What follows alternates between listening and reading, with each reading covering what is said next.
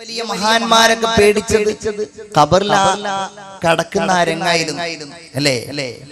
അബൂദർ ഗിഫാരി റളിയല്ലാഹു അൻഹു പറഞ്ഞത് അലാ ഉഖ്ബിറുകും ബിയൗമി ഫഖ്രി, എന്റെ ദാരിദ്ര്യത്തിന്റെ ദിവസം ഏതാണെന്ന് ഞാൻ പറയട്ടെയോ? യൗമുൻ ഊളഉ ഫീ ഖബ്രി, ഞാൻ ഖബറിൽ വെക്കപ്പെടുന്ന ദിവസമാണ്.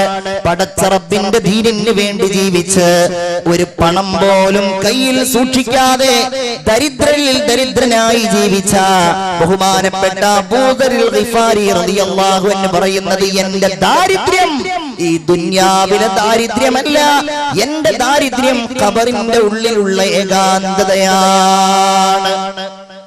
ഏതായാലും സഹോദരന്മാരെ, ഈ ഖബറിന്റെ ഉള്ളിൽ അല്ലാഹു തആല ഒരുപാട് കാലം മനുഷ്യരെ താമസിപ്പിക്കും.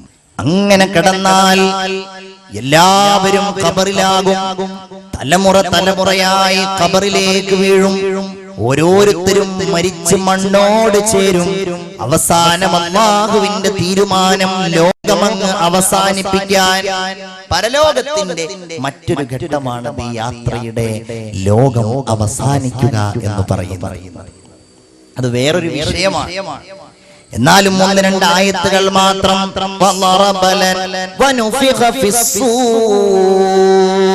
സൂറെന്ന കാഹളത്തിൽ ഊതപ്പെട്ട് കഴിഞ്ഞാൽ അല്ലാഹുവിന്റെ മലക്ക് ഇസ്രാഫീൽ അലൈഹിസ്സലാത്തു വസ്സലാം സൂറെന്ന കാഹളത്തിൽ വയഖൂലൂന മതാ ഹാദൽ വഅദു ഇൻ കുൻതും സ്വാദിഖീൻ. ആളുകൾ ചോദിക്കുന്നു, ഇതെന്നായി ലോകം അവസാനിക്കുക? എന്നാണ് ആ ഭീകരമായ രംഗം? എന്നാണ് നിങ്ങൾ കുറെ കാലമായല്ലോ പറയാൻ തുടങ്ങിയിട്ട് ലോകം അവസാനിക്കും ഇന്നും അത് ചോദിക്കുന്നവരുണ്ട്. എന്നാണ് ആ ദിവസം എന്നവർ ചോദിക്കുന്നുവെങ്കിൽ, നബിയേ എന്നാണെന്നവർ ചോദിക്കുന്നു.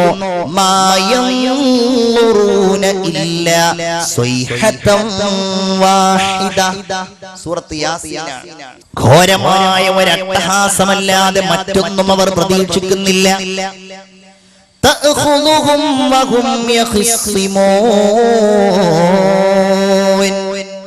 ഭൗതികമായ കാര്യങ്ങളിൽ അവരിങ്ങനെ തർക്കിച്ചുകൊണ്ടിരിക്കെ അല്ലാഹു തആലയുടെ ഈ നിശ്ചയം അവരെ പിടികൂടുന്നതാണ്. അഥവാ ലോകം അവസാനിച്ചു അല്ലേ? വല്ലാത്തൊരു ഭീകരമായ രംഗം.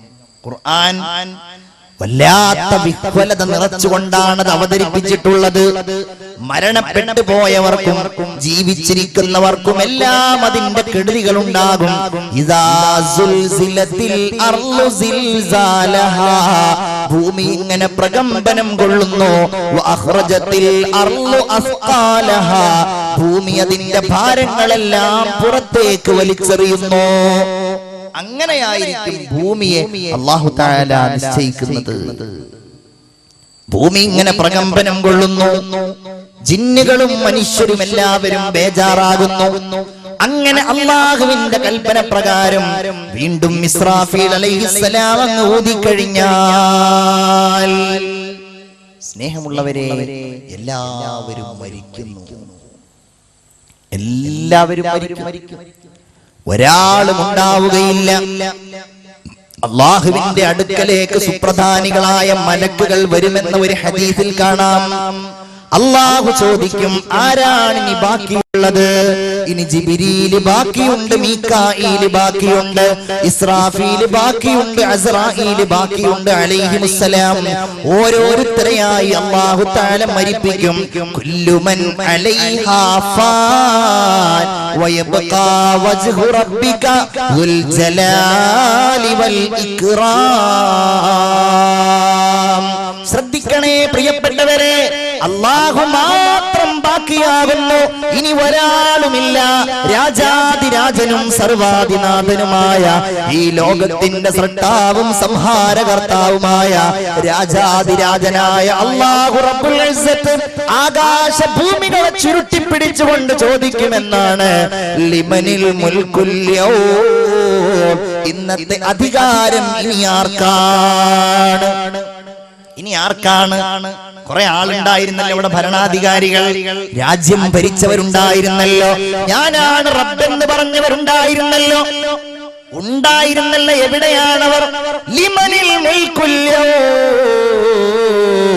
ഇന്നത്തെ അധികാരം ആർക്കാണ്? ഒരേ ഒരു മറുപടിയേ അതിനുള്ളൂ, ലില്ലാഹിൽ വാഹിദിൽ ഖഹാർ, ഏകചക്രാധിപതിയും പരമാധികാരിയുമായ അല്ലാഹു തമ്പുരാന് മാത്രമാകുന്നു ആ അധികാരമുള്ളത്. ഒന്ന് ആലോചിച്ച് നോക്കൂ മുഅ്മിനീങ്ങളെ, നമ്മൾ അതൊക്കെയാണ് പേടിക്കേണ്ടത്, അതൊക്കെയാണ് നമ്മൾ ഭയത്തോടെ കാണേണ്ടത്. ഇദശംസു കുവ്വിറത് വഇദൻ നുജൂമു കദറത്. ഈ സൂറത്ത് അങ്ങ് ഓതി ബോധരഹിതനായി വീണു സയ്യിദുനാ ഉമർ ഇബ്നുൽ ഖത്താബ്. കാരണം എന്താ? അത് ഖിയാമത്ത് നാളിനെ കണ്ണിൽ കാണുന്നത് പോലെ അവതരിപ്പിക്കുന്ന സൂറത്താണ്. റസൂലുള്ള പറഞ്ഞു, സ്വഹാബികളെ, എങ്ങനെയാണ് ഈ ഭൗതികമായ ലോകത്ത് ഞാൻ സുഖാഡംബരങ്ങളിൽ ജീവിക്കുന്നത്? റസൂലുള്ള ചോദിക്കുകയാണ്. അവിടുന്ന് അങ്ങനെ ജീവിച്ചിട്ടില്ല, അവിടുന്ന് അങ്ങനെ ജീവിച്ചിട്ടേ ഇല്ല. കാരണം പറയാൻ, കാരണം എന്തുകൊണ്ടെന്നാൽ സൂറെന്ന കാഹളത്തിൽ ഊതാൻ വേണ്ടി ഏൽപ്പിക്കപ്പെട്ട മലക്ക് ആ കാഹളം ഇങ്ങനെ ചുണ്ടോട് ചേർത്ത് പിടിക്കുകയും അള്ളാഹുവിന്റെ കൽപ്പന വരുന്നതിന് വേണ്ടി ചെവി കൂർപ്പിച്ച് നെറ്റി ചുളിച്ചുകൊണ്ടിരിക്കുകയും ചെയ്യുന്നത് കാണുമ്പോ കൈഫ അൻഉമു ഫിദ്ദുനിയാ, എങ്ങനെയാണ് ഈ ഭൗതികമായ ലോകത്ത് ഞാൻ സുഖിക്കുന്നത്? എല്ലാവർക്കും വലിയ സങ്കടമായി. നബിയേ, ഞങ്ങൾ എന്തു ചെയ്യണം, ഞങ്ങൾ എന്തു ചെയ്യണം, ഞങ്ങൾ എന്തു പറയണമെന്നാണ് അങ്ങ് പറയുന്നത്? അല്ലാഹുവിന്റെ റസൂല് മറുപടി പറഞ്ഞു, സ്വഹാബികളെ, നിങ്ങൾ പറയണം, ഹസ്ബുനല്ലാഹ്, ഞങ്ങൾക്ക് അല്ലാഹു മതി എന്ന് നിങ്ങൾ പറയണം. അങ്ങനെ നിങ്ങൾ സമാധാനം കണ്ടെത്തണമെന്ന് ഹബീബായ നബി മുഹമ്മദ് മുസ്തഫ. അങ്ങനെ എല്ലാം അവസാനിക്കും, എല്ലാം കെട്ടടങ്ങും, എല്ലാം ശാന്തമായി അല്ലാഹു തആല മറ്റൊരു ലോകമായി ഈ ലോകത്തെ പരിവർത്തിപ്പിക്കും. അതാണ് മഹ്ശർ എന്ന് പറയുന്നത്. മുഅ്മിനീങ്ങളെ, അതൊക്കെ ഒരു വലിയ വിശദീകരിക്കപ്പെടേണ്ട ഒരു സംഗതിയാണ്. ഞാൻ ചുരുക്കി 1-2 വാക്കുകളിൽ മാത്രം പറയുകയാണ്. അവിടെയുണ്ടല്ലോ നമ്മുടെ രണ്ടാം ജന്മം. രണ്ടാം ജന്മം എന്ന് പറയുന്നത് പരലോക വിശ്വാസത്തിലെ ഏറ്റവും ഉന്നതമായ ഒരു വിശ്വാസമാണ്. നിങ്ങൾ ഈ ലോകത്ത് പിറന്നിട്ടുണ്ടെങ്കിൽ, നിങ്ങൾ ഈ ലോകത്ത് ജനിച്ചവരാണെങ്കിൽ, അല്ലാഹു തമ്പുരാൻ നിങ്ങളെ രണ്ടാമതുണ്ടാക്കുക തന്നെ ചെയ്യും. അത് വിശ്വാസമാണ്.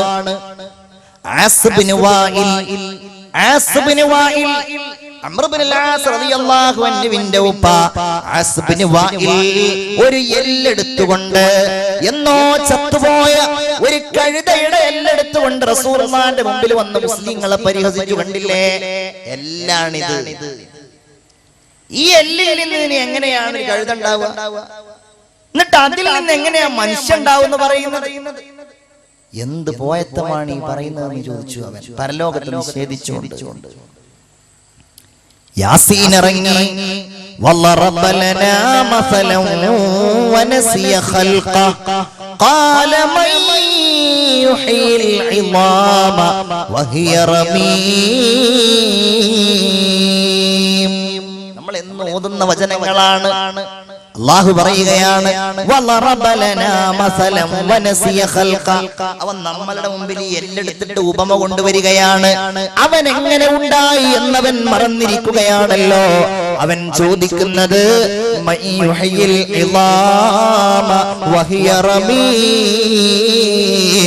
ഈ എല്ലുകൾ ഇങ്ങനെ നുരുമ്പിപ്പോയതിനു ശേഷം ആരാണ് ആ എല്ലുകളെ രണ്ടാമതുണ്ടാക്കുന്നത് എന്നാണോ അവൻ ചോദിക്കുന്നത് എങ്കിൽ, നബിയെ, അങ്ങവനോട് പറയണം, യുഹീഹല്ലദീ അൻശഅഹാ അവ്വല മർറ. ഓരോ വ്യക്തിയെയും ആദ്യമായിട്ടുണ്ടാക്കിയതാരാണോ ആ അല്ലാഹു തന്നെ അവരെ രണ്ടാമതും ഉണ്ടാക്കുന്നതാണ്. ഒന്നോർത്തു നോക്കൂ മുഅ്മിനീങ്ങളെ, നമ്മെ ആദ്യം ഉണ്ടാക്കലല്ലേ പ്രയാസമുള്ളത്? ഇല്ലായ്മയിൽ നിന്ന് നമ്മെ ഉണ്ടാക്കിയ അല്ലാഹുവിന് ഇനി ഈ ഉണ്മയിൽ നിന്ന് രണ്ടാമത് നമുക്ക് ഉണ്മ നൽകുന്നതിൽ പ്രയാസമുണ്ടോ? അത് വല്ലാത്തൊരു രംഗമാണ്, വല്ലാത്തൊരു ഭീകരമായ രംഗമാണ്.